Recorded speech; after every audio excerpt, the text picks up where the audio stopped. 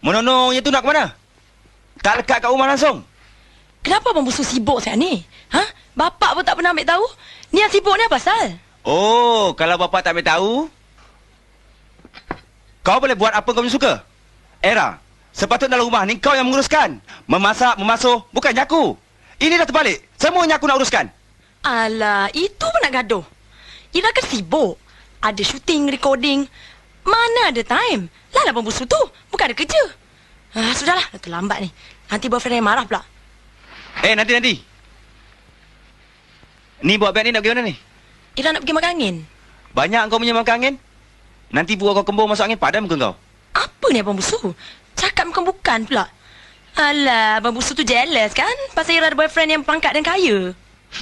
Berpangkat konon. Aku tu bukan apa. Cuma nak nasihatkan kau. Naga-naga dan buaya-buaya ni dah banyak kat Kuala Lumpur ni. Silap-silap terkam, menangis tak berlagu kau. Ini Ira garanti. Ada kelas. Tulin. Ira memang dah lama kenal dia. Dah tahu hati budinya. Kalau Abang Busu nak cari pasangan, Ira boleh rekomenkan. Yang lawa-lawa, yang cun-cun. Alah, tak heran lah. Kalau abang nak minta filem boleh dapat. Tapi saja abang tak layan. Itu kita pun dah sampai. Okeylah abang. Ira pergi dulu. Bye. Cari baik-baik. Yalah.